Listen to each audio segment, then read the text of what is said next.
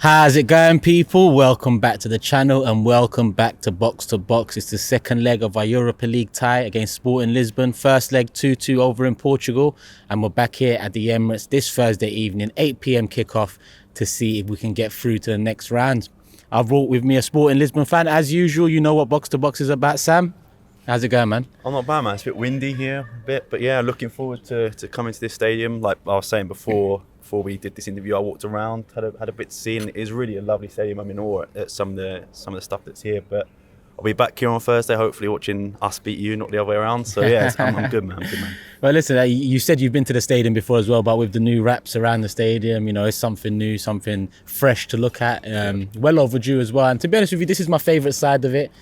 I do miss Highbury, I can't lie to you. That's what I grew up on, and that's a nice reminder of Highbury. But this isn't Highbury, this is the Emirates.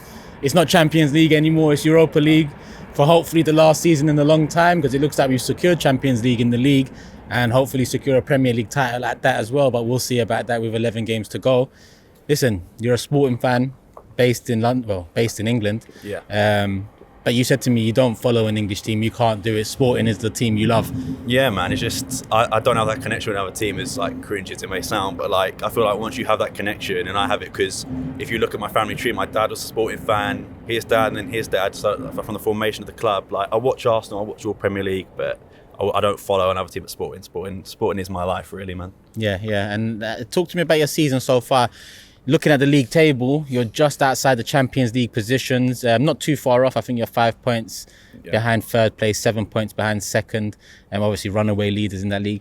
Where has it gone wrong this season? Because usually you're more up there competing for titles. Yeah, man. It was. I was watching your last box with Vasco, who's a good friend of mine actually. But he pretty much hit the nail on the head. Well, it was like we sold our best players. Pellegrini's gone to Fulham, and it's like, in my opinion, one of the best Premier League midfielders this season. Mateus Nunes, and even we had Pablo Sarabia on loan, who's gone. And I think we just didn't get good replacements. And I think the manager is partly to blame, and so is the board. I was a bit upset with the manager. I'm not gonna lie. I wanted him out at one point this season, and maybe a bit harshly. But you know, when your team loses, your head is hot. You're like.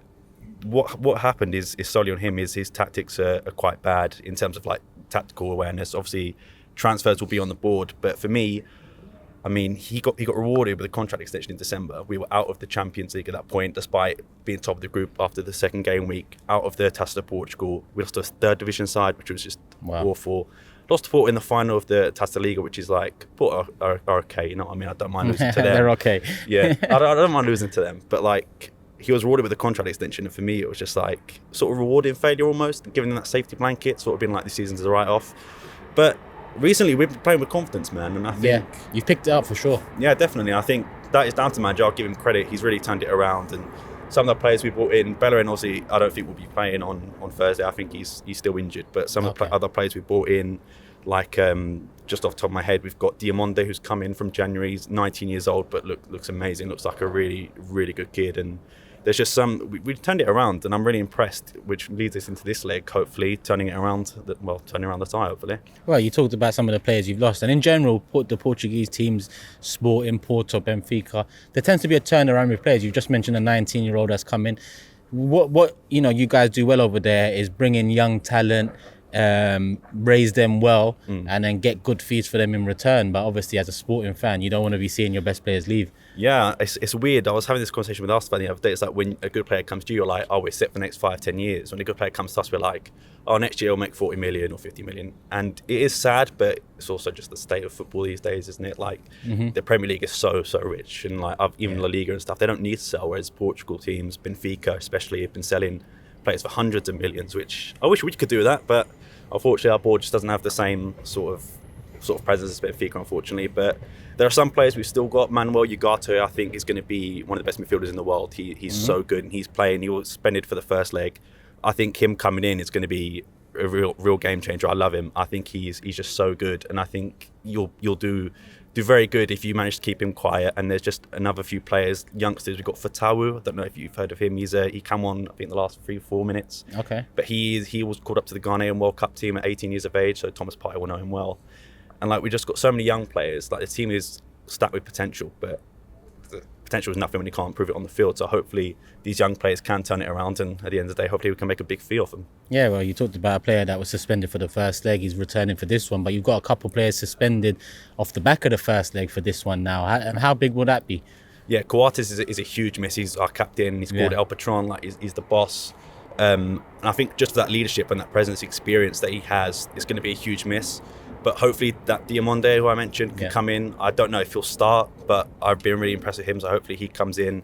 And also Morita, who I don't think had a really good game against you. I thought he was pretty poor, but I think that was just due to the midfield presence or lack of one in that case. But with Ugarte coming in, I'm more confident than I was in the first leg. Okay. I think Ugarte is going to be Ugarte and Pedro Gonçalves in the midfield again. But I'm more confident with those two than I am Morita and Pop. But I think both players are a huge miss, but I think it's not the end of the world. I think we can get on without them. They'll be missed, but I think we can still get a result here. What does this midfielder bring that was missing the first leg? Is it control in a game? Is it an attacking presence? Is it defensive solidity? It's generally all of the above. Like his football IQ is just off the charts, but his defensive ability as well. He can read the game so well. And he's got a good strike on him, to be fair. And I think he's all over the pitch. Like he reminds me a lot of Jarpolino, really. Okay. But obviously maybe not to that extent, but he's still quite young. I think he's like 22, 23. So he's got game to grow. He's not going to beat the Sporting next year. I'm like, it is what it is. I know what it is. But I mean, all of the above, really. He's just so good at what he does. Yeah, well, interesting to see what he's about. Hopefully he doesn't make too much of a difference as an Arsenal fan. But listen, let's talk about Arsenal a bit, Sam. I know you don't follow any English clubs, but you said, you got family, father, missus, all supporting Arsenal. Unfortunately, yeah. Unfortunately, he says. Well, it's not that unfortunate this season. For me, at least. Yeah, especially with this tie coming up. But what do you make of Arsenal? I don't know how much you've seen of us this season, but the turnaround's been immense over the last 18 months. Even with that turnaround, I don't think anyone expected us to be challenging, not only just challenging, but leading the race coming up to 11 games to go in the Premier League season. Arteta's done wonders to turn it around. What do you make of Arsenal? Yeah, I mean, no disrespect when I say this, but I'm sure you guys wouldn't imagine you'd be here at this stage of the season. And I think that's due to the smart business that Arteta's done. And also the board's finally backed the manager, which I know you guys have been saying for ages. Back the manager and results will come, and they have. Even signings like this transfer window, I think Trossard's a fantastic signing. Excellent, and he was great against Fulham, and I think he's an Arsenal player. When I look at him, I think he's got what it takes to be here. Jorginho as well, for that experience as well.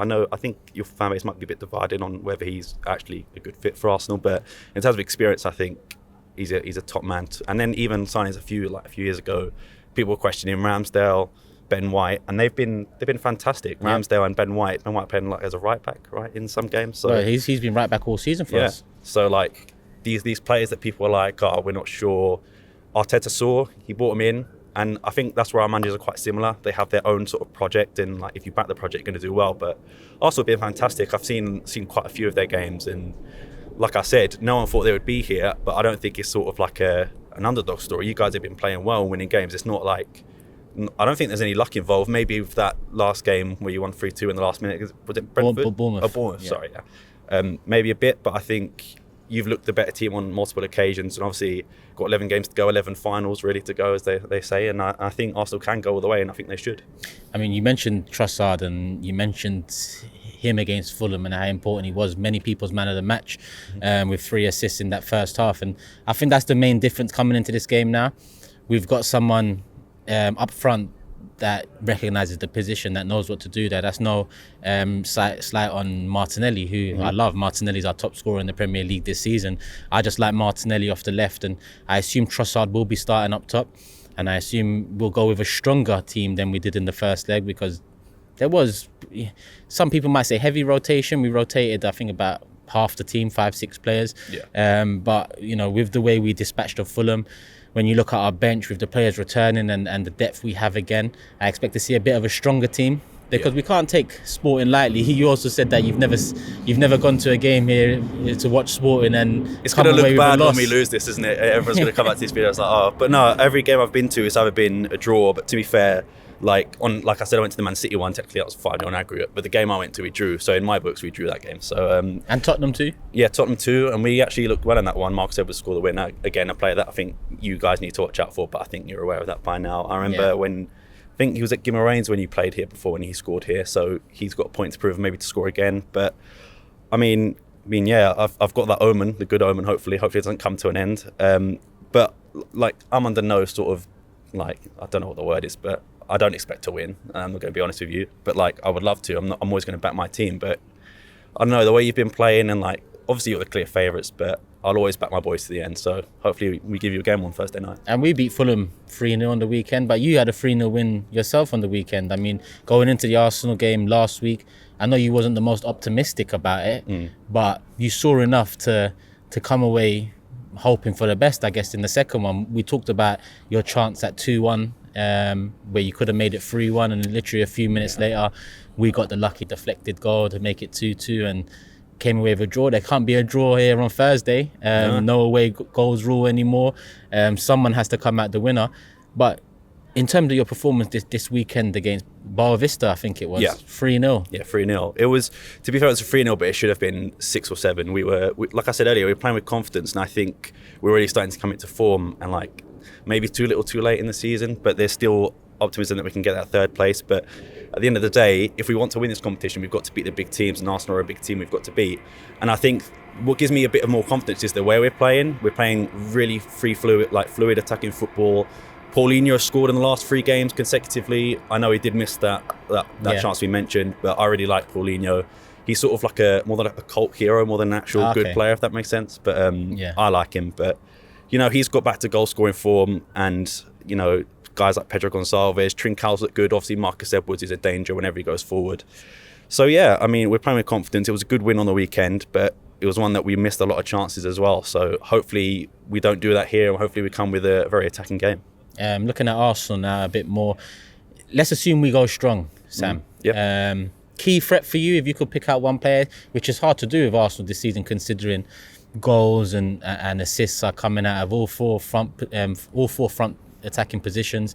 Thomas Partey, this season he's been something else. I mean, I'm seeing the Thomas Partey of old return to Arsenal in terms of his performances and consistency this season, control of games, breaking the lines, moving forward with the ball.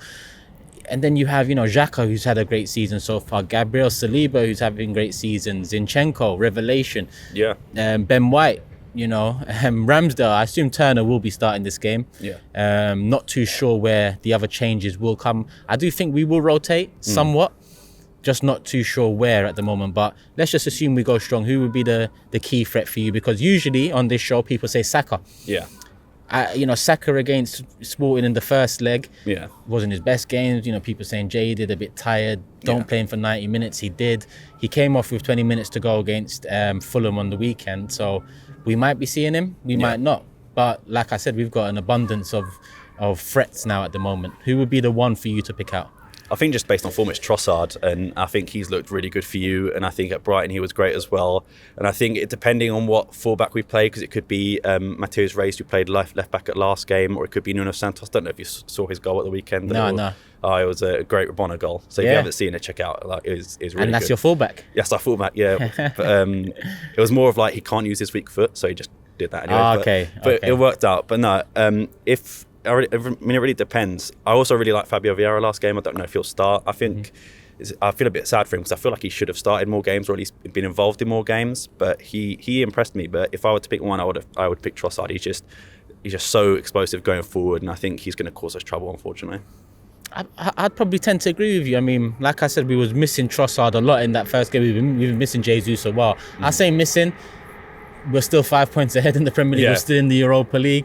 I just mean missing what they bring as a player that plays, let's say, a false 9 position, because of what not only they bring as a goal threat, but they bring in their link-up play as well, and all round how Martinelli's improved since Trossard's come into the side. Martinelli's got 5 in 5.